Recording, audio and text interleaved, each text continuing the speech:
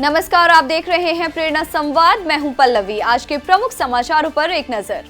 सरसंघ चालक डॉक्टर मोहन भागवत ने गत दिनों एक कार्यक्रम को संबोधित करते हुए कहा, हमारी खोई हुई एकता और अखंडता को वापस लाने के लिए हम सबको, खासकर युवा पीढ़ी को इतिहास जानना आवश्यक है। आइए सुनते हैं उन्होंने इस विषय पर और क्या कुछ कहा। जिस शत्रुता और अलगाव के कारण विभाजन हुआ, उसकी पुनरावृत्ति नहीं करनी है।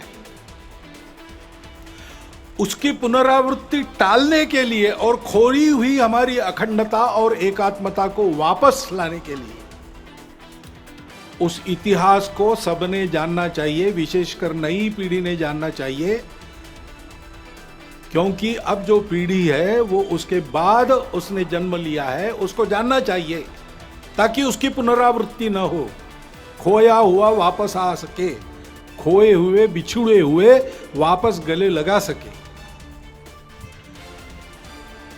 परंतु इस प्रकार की एकात्मता और अखंडता की पहली शर्त रहती है भेद रहित समताधिष्ठित समाज।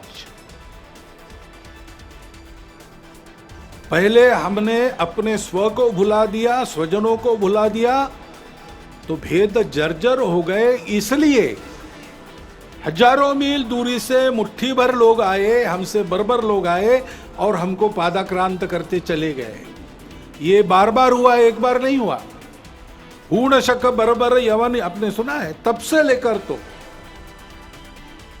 ब्रिटिशों के अपने यहां पर राजा बनने तक यही इतिहास हुआ। और इसलिए मूल जो अपना स्व है, उसके आधार पर अपने स्वजन, उनके प्रति आत्मीयतापूर्ण व्यवहार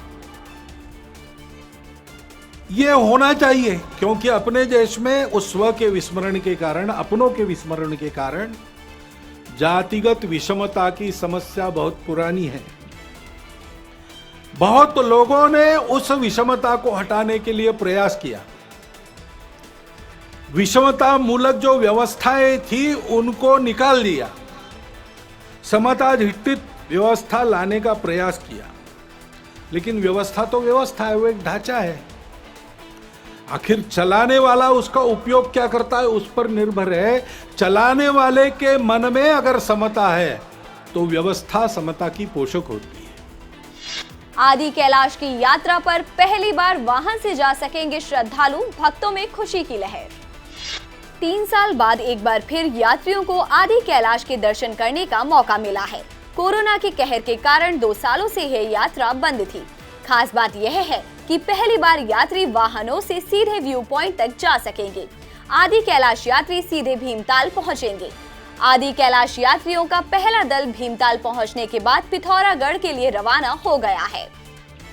छेड़खानी करने से रोका तो अराजक तत्वों ने की एबीवीपी कार्यकर्ताओं से मारपीट। अलीगढ़ के सासनी गेट थाना क्षेत्र में छेड़खानी करने से रोकने पर अराजक तत्वों ने एबीवीपी कार्यकर्ताओं के साथ जमकर मारपीट की। जानकारी के अनुसार कॉलेज की कई छात्राएं इस इलाके से रोज कॉलेज आती जाती हैं। जब छात्राएं यहां से गुजरती हैं तो यहां रहने वाले कई अराजक तत्व उन पर छींटाकशी करते हैं। अराजक तत्वों ने सोमवार को भी छात्राओं के साथ छेड़खानी और कमेंटबाजी शुरू कर दी। वहां मौजूद एबीवीपी कार्यकर्ताओं ने जब इसका विरोध किया तो 4-5 आरोपितों के कई साथी लाठी डंडे लेकर वहां आ गए और एबीवीपी कार्यकर्ताओं की लाठी डंडों से मारपीट की। पुलिस मुकदमा दर्ज कर जांच के आधार पर आगे की कार्रवाई करेगी। बदायूं में समाधि का निर्माण बताकर बना दी मजार। दातागंज म्याऊ रिजौला गांव के शिव मंदिर के पास कुछ लोगों ने मजार का निर्माण करा दिया, जिससे गांव के लोग आक्रोशित हो उठे। रिजौला गांव में कुछ दिन पहले कुछ लोगों ने निर्माण शुरू किया था। ग्रामीणों के पूछने पर निर्माण कर रहे मिस्त्री ने बताया कि खेत के मालिक और उनकी पत्नी का समाधि स्थल बनाया जा रहा है। निर्माण होने के बाद ग्रामीणों ने देखा कि समाधि न बनाकर मजार पर चादर चढ़ी हुई है, तो वे भौचक्के रह गए। सूचना पर हिंदू संगठनों के लोग भी मौके पर इकट्ठा हो गए। मौके पर पहुंचे एसओ ने मामले की जांच के बाद कार्रवाई करने की बात कही है। बस्ती में गैंगस्टर फिरोज ने किया आत्मसमर्पण, तख्ती लटकाकर पहुंचा थाने। योगी सरकार में प्रशासन का खौफ अपराधियों में साफ नजर आ रहा है। प्रशासन की कार्रवाई के डर से अपराधी खुद थाने पहुंचकर सरेंडर करते नजर आ रहे हैं। अब प्रदेश के बस्ती जिले के थाना कप्तानगंज में अचानक हाथ में तख्ती लेकर गैंगस्टर फिरोज उर्फ सबलू पहुंचा। तख्ती पर लिखा, मैं आत्मसमर्पण करता हूं। योगी सरकार की यह दहशत सकारात्मक बदलाव ला रही है। सऊदी अरब से कॉल कर पति ने दिया 3 तलाक, ससुर ने की दुष्कर्म करने की कोशिश। बरेली में एक महिला को उसके पति ने सऊदी अरब से फोन पर 3 तलाक दे दिया। सीबीगंज इलाके में रहने वाली पीड़िता के अनुसार 10 साल पहले उसका निकाह अब्दुल तस्लीम से हुआ था। उनके 2 बेटे और 1 बेटी है। 4 साल पहले पति उसे गर्भावस्था में छोड़कर सऊदी अरब चला गया था। इसके बाद ससुराली उसका उत्पीड़न करने के साथ गाली गलौज और मारपीट करने लगे। वहीं शौहर ने फोन पर उसे 3 तलाक दे दिया। पीड़िता की शिकायत पर एसएसपी ने सीबीगंज पुलिस को एफआईआर दर्ज करने का आदेश दिया है। पीड़िता ने अपने ससुर पर भी दुष्कर्म की कोशिश करने का आरोप लगाया है। अब एक नजर आज की प्रमुख सुर्खियों पर। पीएम मोदी के साथ गरीब कल्याण सम्मेलन में जुड़े सीएम योगी, मुख्यमंत्री और लाभार्थी के बीच आमने सामने से हुआ सवाल जवाब। योगी ने कहा, शासन की योजनाओं को अंतिम व्यक्ति तक पहुंचाने का प्रयास जारी। यूपीएससी में बिजनौर की 3 बेटियों श्रुति, सुमाइला और स्मृति ने किया कमाल। संत मत्स्येंद्र गोस्वामी ने किया ऐलान, ताजमहल के शौचालय के पास से मूर्तियां नहीं हटी तो 3 दिन में हटा देंगे। ज्ञानवापी को लेकर टिप्पणी करने पर 2 गिरफ्तार, धार्मिक उन्माद भड़काने का आरोप, कुल 3 पर मुकदमा दर्ज। महंत नरेंद्र गिरी हत्याकांड के आरोपी आनंद गिरी की जमानत पर अब 3 जून को सुनवाई।